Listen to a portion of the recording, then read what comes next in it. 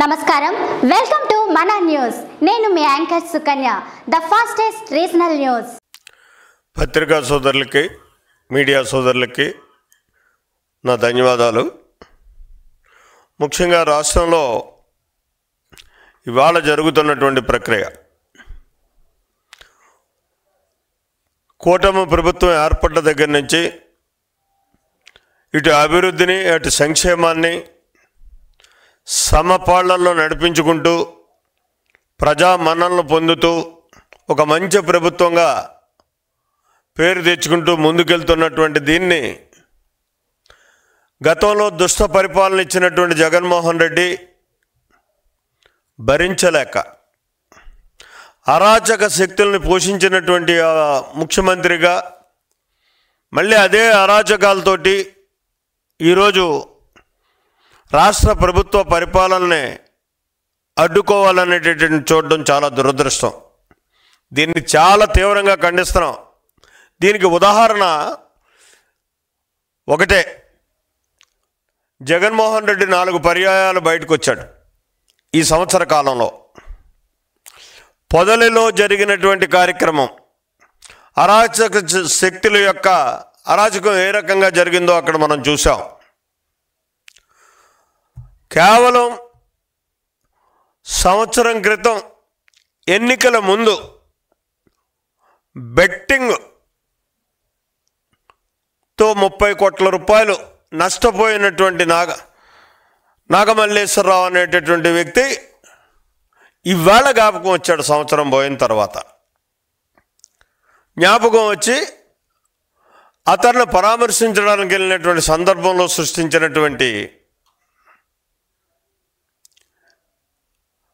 ఆ కుటుంబాన్ని పరామర్శించడానికి, అలాగే అతని విగ్రహం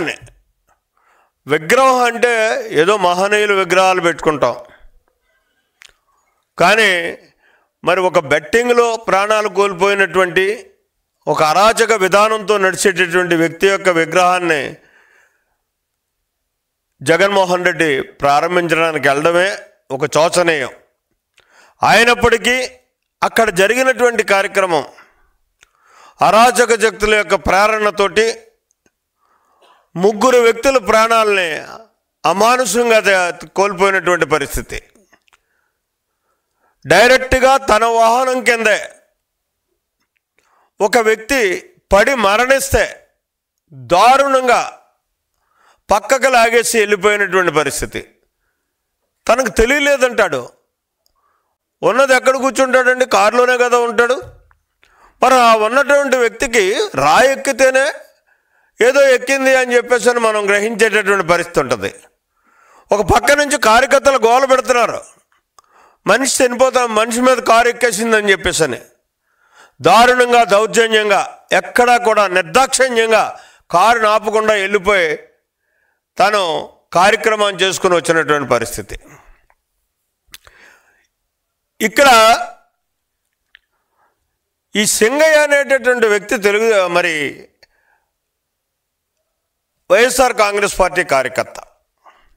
తన కార్యకర్త అక్కడికి వచ్చిన వాళ్ళు వైఎస్ఆర్ కాంగ్రెస్ పార్టీ కార్యకర్తలే ఉంటారు. అటువంటిది తన కార్యకర్త కారు కింద పడి చనిపోతే దిగి ఎలా ఉందో చూసి హాస్పిటల్కి పంపించుంటే అతను బతికుండేవాడు. ఇంకొక 2 ప్రాణాలు కాపాడే పరిస్థితి ఉండను. ఎంత అమానుషం అంటే అతనికి మరి రూల్ తెలియదా, పరిస్థితులు అర్థం కావా? నాకైతే నేనే ముందు అనేటటువంటి విధానంతో వెళ్ళేటటువంటి స్వభావం కలిగేటటువంటి జగన్మోహన్ రెడ్డి ఒక హార్ట్ అటాక్ వచ్చినటువంటి పేషెంట్ని అంబులెన్స్లో తీసుకెళ్తుంటే అంబులెన్స్ను కూడా గుర్తించకుండా, దారి ఇవ్వకుండా అమానుషంగా ఈ అరాచక శక్తులు వ్యవహరించినటువంటి తీరులో ఒక అమాయక ప్రాణి, చాలా చిన్న వయసు పాపం, అతను చనిపోయినటువంటి పరిస్థితి. మరి ఇటువంటి పరిస్థితుల్లో తిరిగి అతను చెప్తాడు ఇవాళ, అబ్బాయి నేను 10 లక్షల రూపాయలు ఇచ్చేశాను, నాకు తెలియలేదు అంటే అతను చనిపోయాడని తెలియలేదా? కారు ఎక్కలేదని తెలియలేదా? నీ వెహికల్ కింద పడ్డాడని ఒప్పుకుంటున్నావు, 10 లక్షల రూపాయలు కాంపన్సేషన్ ఇచ్చేస్తే సరిపోయిందా? నీది ఒక్కటే ఉద్దేశం, ఈ రాష్ట్రంలో సుపరిపాలన చేస్తున్నటువంటి చంద్రబాబు నాయుడు యొక్క పాలనని ఏదో రకంగా అడ్డుకోవాలనేటటువంటి దురుద్దేశంతో నువ్వు ఈరోజు అరాచక శక్తుల యొక్క ప్రోద్బలంతో ఈ రాష్ట్రాన్ని అల్లకల్లోలం చేయాలనేటటువంటి దురాలోచనతో వ్యవహరిస్తున్నటువంటి తీరుని ఖచ్చితంగా ఇందులో స్పష్టంగా కనపడుతున్నటువంటి పరిస్థితి ఉంది. అందుకోసమే ఈవేళ నేను ఒకటే కోరుతున్నా, వివిధ కేసుల్లో జగన్మోహన్ రెడ్డి ఏదైతే బెయిల్ మీద ఉన్నాడో ఇటువంటి కార్యక్రమాలు భవిష్యత్తులో జరగకుండా ఈ రాష్ట్రం ప్రశాంత వాతావరణంలో ఉండాలనుకుంటే అరాచక శక్తులను ప్రోత్సహించేటటువంటి ఈ అరాచక వ్యక్తిని ఖచ్చితంగా బెయిల్ రద్దు చేయాల్సినటువంటి అవసరం ఉంది. దాన్ని ఇవాళ కోర్టు సుమోటోగా తీసుకుని ఈ వ్యవహారాన్ని అన్నింటినీ కూడా పరిశీలన చేసి అతను బెయిల్, జగన్మోహన్ రెడ్డి బెయిల్ మాత్రం రద్దు చేయాలని చెప్పేసి డిమాండ్ చేస్తున్నాను. అంతేకాకుండా ప్రజాస్వామ్యవాదులు ఈవేళ గలవెత్తవలసినటువంటి అవసరం ఉంది, బాధ్యత తీసుకోవాల్సినటువంటి అవసరం ఉంది. ఇటువంటి అరాచకం ఈ రాష్ట్రంలో జరగకుండా చూసుకోవాల్సినటువంటి బాధ్యత ప్రజాస్వామ్యవాదుల మీద ఉంది. మరి ప్రజాస్వామ్యవాదులారా మిమ్మల్ని ఒక్కటే కోరుతున్నాను నేను, మీరు కూడా బాధ్యత తీసుకొని జగన్మోహన్ రెడ్డి యొక్క బెయిల్ను రద్దు చేయడానికి మీ ఎంతో బాధ్యతను మీరు వ్యవహరించండి అని చెప్పేసి మరి కోరుకుంటూ, ముఖ్యంగా ఇవాళ జగన్మోహన్ రెడ్డి ఒక సమర్థవంతమైనటువంటి పాలనతో మా నాయకుడు చంద్రబాబు నాయుడు గారు కూటమి ప్రభుత్వాన్ని నడిపించుకుంటూ ముందుకెళ్తున్నాడు. నువ్వు ఎన్ని కుయ్యక్తులు వేసినా, ఎన్ని అరాచకాలు సృష్టించినా నీకు మళ్ళీ పుట్టగతులు ఉండవు, ఇంకా అధపతాళానికి వెళ్ళిపోయేటటువంటి పరిస్థితి ఉంటుంది. నీ భయాందోళన సృష్టించాలనేటటువంటి విధానంతో నువ్వు చేస్తున్నటువంటి ఈ కార్యక్రమాలన్నింటిలోనే ఎవరు తెలుగుదేశం పార్టీ కార్యకర్తలు కానీ, జనసేన కార్యకర్తలు కానీ, బీజేపీ కార్యకర్తలు కానీ జడిసేటటువంటి పరిస్థితి లేదు. అయిపోయింది ఆ కార్యక్రమాలు. నువ్వు అధికారాన్ని ఏ రకంగా అయితే శవరాజకీయాలతో నీ అధికారం తెచ్చుకున్నావు, మళ్ళీ ఇవాళ అదే శవరాజకీయాలతోటి రాష్ట్రంలో అరాచకాన్ని సృష్టించి మళ్ళీ అధికారంలోకి రావాలని చూస్తున్నటువంటి పరిస్థితి ఉంది. అవి సాగేటటువంటి పరిస్థితుల్లో తొందరలోనే నేను నిన్ను నియంత్రించేటటువంటి రోజు రాబోతుంది. ఖచ్చితంగా ఇక్కడ కోర్టు మాత్రం ఖచ్చితంగా సొమోటోగా ఈ కార్యక్రమాన్ని తీసుకొని అతను వివిధ కేసుల్లో, అందులో ఆర్థిక నేరస్తుల్లో ఆర్థిక నేరగాడిగా ఉన్నటువంటి జగన్మోహన్ రెడ్డి బెయిల్ని రద్దు చేయాలని చెప్పేసి నేను డిమాండ్ చేస్తున్నాను.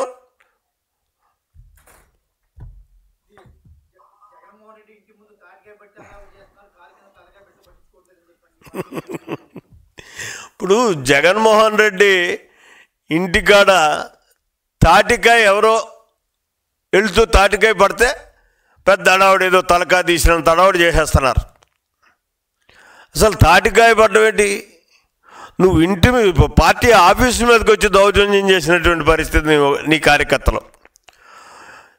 సాక్షాత్తు ఒక సీనియర్ లీడరు, ప్రతిపక్ష నాయకుడు, 3 సార్లు ముఖ్యమంత్రి అయినటువంటి మా నాయకుడు చంద్రబాబు నాయుడు గారి ఇంటికే పగ్గాలు కట్టించి నియంత్రించినటువంటి దురదృష్టకర పరిస్థితులు. తలకాయలు తీసేటటువంటి నీకు తాటికాయ పడితే భయమా అంటే నీ క్యారెక్టర్ ఏంటో పూర్తిగా అర్థమవుతుంది. నీ చుట్టూ ఎప్పుడు ఓ 10 మంది కాపలాదారులు ఉంటేనే కానీ బయటకు రాలేనటువంటి పరిస్థితి.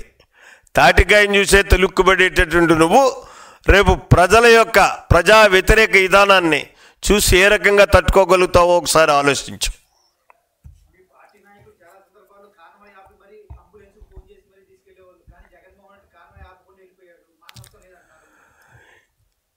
ఈరోజు పరిపాలన చేస్తుంది ప్రజాస్వామ్యాన్ని విలువలిచ్చేటటువంటి ప్రభుత్వం పరిపాలన చేస్తుంది.